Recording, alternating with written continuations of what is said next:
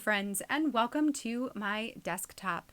Today, we are going to embark on a new adventure, a new video series that will be here on Patreon, all about project planning and creating spreads with digital products. So, hybrid scrapbook project planning and then also hybrid process videos. I'm very excited about this. And I hope that these videos will be not only beneficial to you, but may also help to spark some ideas for how to organize your products, how to create stories with your digital products, and then how to get some spreads done story-wise. So let's go ahead and jump in. In this video, I am going to be taking you through the basic structure or the basic formula that I follow when I am project planning with digital products, because it is a little bit different than when you're using physical products. You're not actually holding them and rifling through them. You're looking at them on a screen. So I want to show you from beginning to end how I take a kit, a digital kit, project plan with it, and then set myself up to be able to create that spread digitally and then print it out so that I can actually use it physically as well.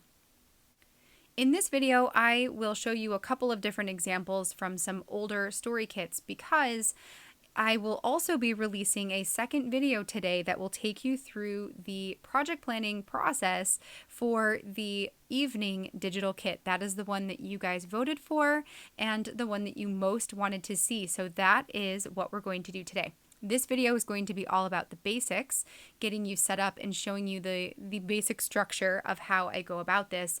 And then the next video will take you through the actual kit and the stories that I'm going to be telling this week. So let's talk about how I actually approach hybrid scrapbook project planning with these digital kits.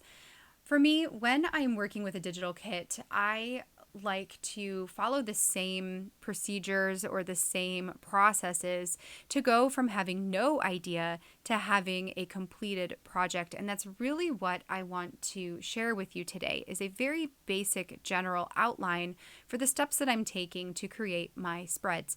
And then once we have this general understanding of what it is that I do on the back end, I hope that it will make the actual process videos, the planning process videos, a little bit more understandable for how I am figuring out these different stories to tell. So I have broken down my process into 10 baby steps. And I did this because I felt like if I broke them down into bite-sized pieces, each of you might be able to see what bits and pieces or what steps in the procedures that I am taking you might want to adapt into your own process as well.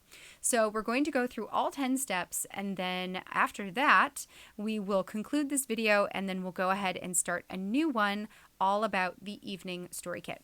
So let's go ahead and jump into the process. The very first step that I like to follow when I am working with a digital kit is to pull up the image or the preview of that kit and really familiarize myself with the product that comes in it. So I'm going to be looking for a number of things. I'm going to try and pay attention to different sentiments, to different patterns or colors that are included, to shapes, and more. To help illustrate this, let me pull up the evening story kit preview image for the digital kit so you can see kind of what I'm talking about. So as I'm looking at this kit, I am going to pay attention to different types of sentiments that I might be able to separate from the cards, maybe things that aren't necessarily in the stamp set, but a lot of them might actually end up being in the stamp set, which makes that whole thing a whole lot easier. I'm also going to look at patterns that I might be able to clip into some of the different stamps in order to give them a different look or a different texture. I might look at some of the cards and see if maybe there's a color I don't particularly like that I might want to change out for something that would work with the story I want to tell. I'm going to look at shapes and see if there's anything repeating in the kit. For instance, in this one, there's a lot of circles. So there's a great opportunity to design a page that has a lot of circles on it, or some kind of page that includes circle elements. And then I'm also going to think about different textures and different ways to make my spread interactive. So for me, I love interactive pages. I want to see, is there any opportunity for me to make a pocket here? Is there any opportunity for me to create an element that maybe swivels or flips up? A great one would be, for instance, the banner that says "Love my bed," and that could be really awesome to blow up and make into a flip up, which I believe Jenny Ray did in the hybrid all year round class. So that's, a great opportunity for that. What digital elements or stamps in particular would be really cool to create some kind of repeat pattern? You could make background papers or card titles.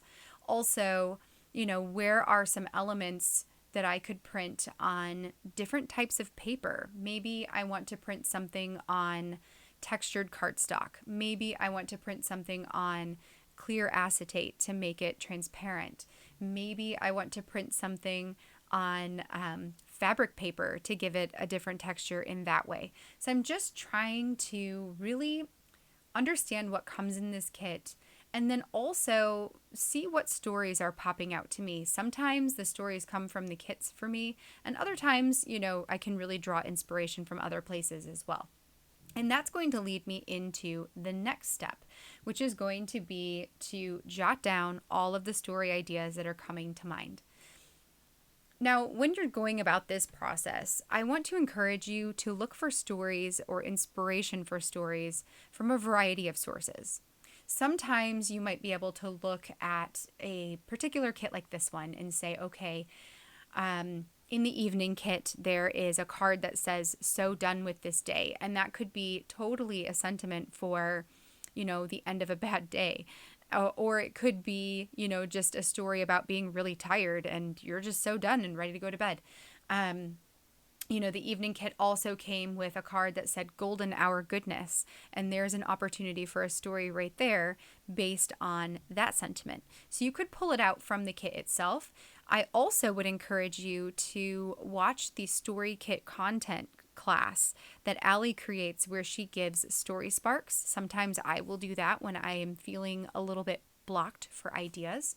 Or now Allie Edwards or the company Allie Edwards, the team of Allie Edwards, is now doing a story chat series that's released on the 12th of every month. So that is the day before the release of the new kits go live. And the whole point of those story chats is to sit around and brainstorm different ideas of stories to tell with these different kits. So, you can look for inspiration there. And then finally, you can also look for inspiration in what other creators have already made. Maybe you have seen somebody post a story that really resonated with you. That's a great one to write down and see if it potentially works for the kit that you have, for what's going on in your life and whatnot. So we're going to go ahead and jot those down. Once we have those jotted down, we're going to transfer them into making digital files.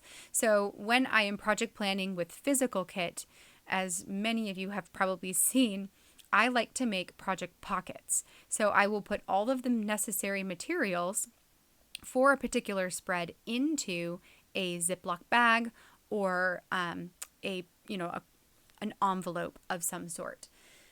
When I'm working digitally, I do the exact same thing. I just create a digital folder to hold all of my elements that I need for that layout. Let me go ahead and pull up my files so I can show you an example of what this looks like. So now that I've got all of those story ideas ruminating around in my head, the next thing I wanted to do was to go ahead and create my folders that are going to serve as my story folders, or my home for where all of the product that I want to use for each individual story is going to be put. So here you can see I'm inside of my evening story kit. This is just how I organize my files. I go 2021 projects, story kit crush, then I have an evening folder, and then inside of that evening folder, I have a folder that is dedicated to my hybrid layouts, and that is the one that we are in right now. Now here you can see that I've got a spot for all of my project planning content. That's where all of this video footage and all of that's going to go. And then below that, I have 6 different story ideas. So the stuff of bedtime, weekend routine, his and hers routine, currently in the evenings, so done with this day, and project life, good night, journaling cards. So these are ideas that came up to me as I was looking at the evening story kit. Inside of these folders, there is currently nothing. I don't have anything in there. I just have them labeled as the story concept for that particular spread. And it's, quote unquote, its title. So the next thing I will do from here is to go ahead and add my product into these folders.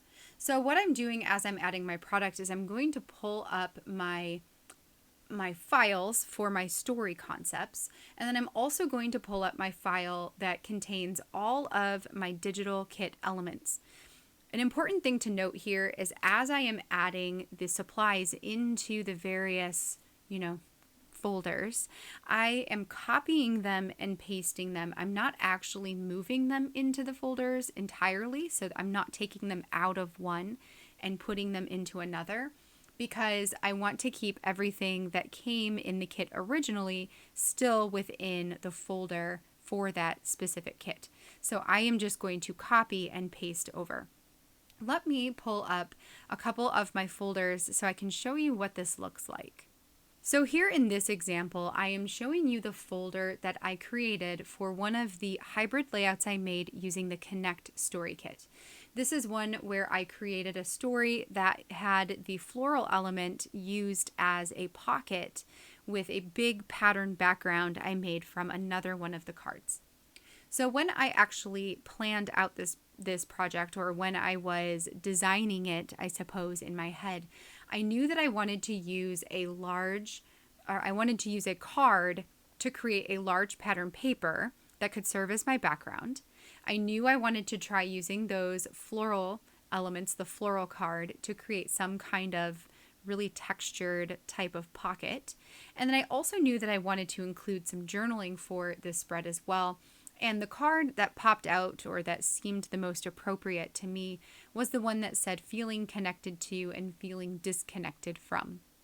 So I pulled all 3 of those cards. You can see I've got them highlighted here in my actual kit file. And then I went ahead and I copied them and then came over to my project folder, which I have labeled We Are All Connected. And I went ahead and pasted those in here. Now, some of these files, it looks like there are doubles, but there are not, because some of these are actually edited. So I've got the original heart card that I later cropped into a full page background. I've got the journaling card that I later altered to be a little bit bigger of a journaling card. And then I've also got the flower journaling card that I then altered to take away the white background, leaving only the flower as basically like a PNG type of file. And then I also went ahead and brought over this chipboard piece that I knew I wanted to use on this spread as well. So once I had all of my digital pieces in here, next it was time to move on to step number 5. Now, step number 5 and 6 kind of go together, but they are also interchangeable with step number 7. So you can do these in whatever order seems best for you, but this is typically how it works best for me. Once I have my products decided upon and put into the folders, next I turn to photos. So I will go into my photo archives and look for photos that go with the story that I want to tell. Sometimes there's a very specific story or a very specific photo that I have in mind as I am thinking about the story I want to tell. Sometimes it's a photo that I don't have taken yet. And in those cases, I like to write that down for myself, make sure I take the photo like very soon after thinking about it. Otherwise, I'll forget. And then go ahead and get those uploaded and added into these photos or into these folders as well. So you can see here, now these are edited and cropped already, but when I was making this Connect kit here, I did go ahead and add those photos in. So there's the photo of Aaron and I, and then there's the photo of us with all our hands in the middle, which was, by the way, a very specific photo that I wanted for this spread. I wanted a photo of all our hands in the middle, so I made a note of that, and then we intentionally as a family took that photo together. With my prodding, of course, but it was intentional. So now we've got the photos in here and we've got the cards in here. The next step for me, which sometimes I wait until after I design the spread so that I know a little bit better how much area I have for journaling. But the next thing that you could do is to go ahead and write your journaling. So if you're not too worried about space constraints, or if you already have in mind how much space you're going to have for journaling, you can open up something like a Word document or a Google, what is that called? A Google document. And you can go ahead and add your journaling right onto there and then save it into the same file as everything else. That way you've got everything ready to go. Your photos, the products that you're going to use, and your journaling. You can, however, wait until after the next step in order to add your journaling into a more specified space, and that's typically what I do. So now that you have everything in your folder, the next step for me is to go ahead and design my spread inside of Photoshop. So I'm going to take all of the elements that I've got, journaling cards and whatnot, and go ahead and alter them to whatever needs I have. That could mean cropping them into a bigger size or a smaller size. That could mean isolating a specific section of that card and then saving that to use for something else. That could also mean, altering a card to make it longer or whatnot, but still keeping other things to scale. So really, whatever you have in your mind that you want to do with this digital kit, you can go ahead and make those edits now. And then I can show you in Photoshop here what it looks like when you've got your spread somewhat designed and ready to go. So here on the screen, you can see how that Connect, how that Connect Story Kit project turned out, for the most part, in digital form. So you can see that I've got the background cropped. If I click on it, it will actually show me that my size is 6.88, which is 6.875 by 8.25. So I've got my background. I've got my card that I altered and added my text to. This is 3.5 inches wide by 6.25 inches tall. We can see this other random normal card that has nothing different on it. And then I've got the photo in the background, which is 5.25 by almost 7.25. It's a little bit of odd shape, but but you get the picture. So we've got all of those pieces, and then in front of the photo and card layers, I've got all of these isolated flowers, which I did some, I just copied and pasted them over and over again until I got them to look the way I want them to look. So by having this designed here on Photoshop, I know that everything is the scale that I want it to be, that I've got enough floral elements to be able to fill in an entire pocket. And when I print this off and I bring it over to my craft table, it's going to make the actual assembly process so much quicker because I already know where everything's going to go. So once you have your project designed, and sometimes I should caveat this and say, let's say that you don't have this designed yet, or that you just finished designing it, and then you can also add your text. So as I was working on this one per se, I needed to figure out exactly how big to make this card in order to have it come out of the pocket, but not quite taller than the photo.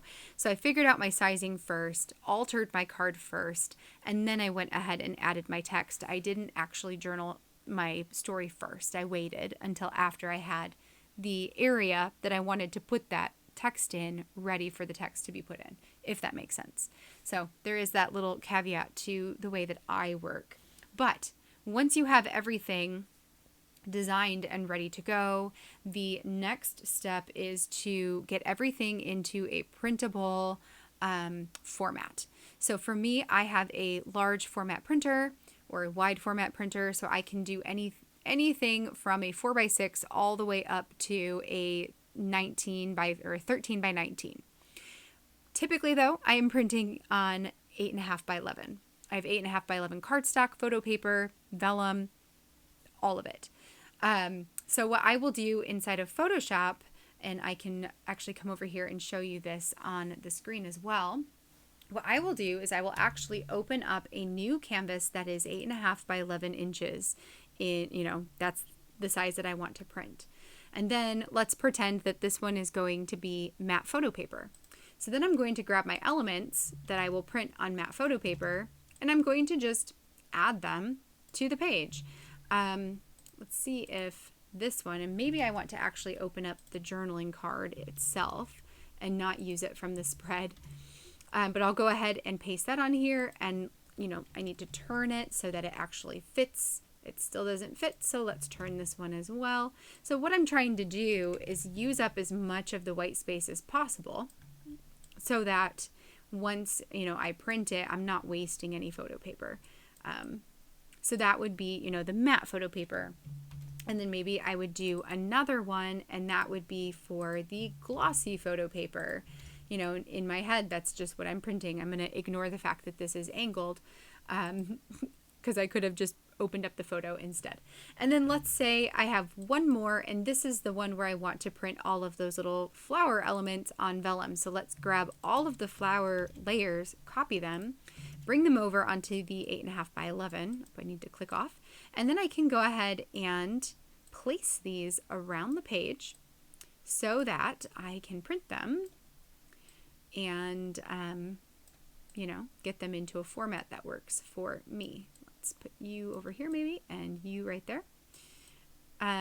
Just like that, basically. So I've got a page of flowers ready to be printed on vellum, and then I'm just going to go ahead and print everything. Once you have all of your product pieces printed, typically what I will do is go ahead and cut them all apart, get them ready, so that I'm ready to assemble them and add them into an actual physical story pocket until I'm ready for it, because I am typically filming all of my spreads. So I usually wait until I have a couple ready to go, and then I'll film them all at once. But if that's not you, you don't have to add this into a physical product. You can just take it over to your desk and get it assembled, because that's really the next part of this process, is the assembly portion, getting it done, adding any other physical product that you want to add to your page. Or if you're just working with digital, then this really, you call it done at the point of printing. And then for me, the final step that I have, and it's totally optional, is to take a couple of layout photos of your spread and then to share them online with the community. Again, you don't have to do that, but if you do, that is part of my process, and it's a good one to finish up with. I always photograph my spreads before I put them away and before I move on to anything else. And then I always put them away as soon as they are photographed. So I don't have piles of spreads anywhere in my craft studio. Everything is put away and in its place. It just makes me feel a little bit better, I suppose, when I do it that way. All right, you guys. So that was my process from beginning to end for working with digital product, for figuring out what stories to tell, and then for actually getting those stories told. I hope that this video was helpful for you to see my process and maybe gives you some ideas on some things that you can do with your process to also ensure that you're using more of the digital products that maybe you are purchasing right now. In the next video today, I'm actually going to take you through the planning process for the evening story kit, and I'm really, really excited to do that. So I'm glad to have this kind of basic structural type of video done. In case you have any questions there, then this is a great one to reference. But I'm ready to totally get into the meat and potatoes of today. So I am going to finish up this video here. The other one's going to be completely separate, just in case you want to watch this one but not that one, or vice versa. And that's going to be it. So until next time, I hope you have a wonderful rest of your day, and I will catch you in the very next video. Bye, you guys.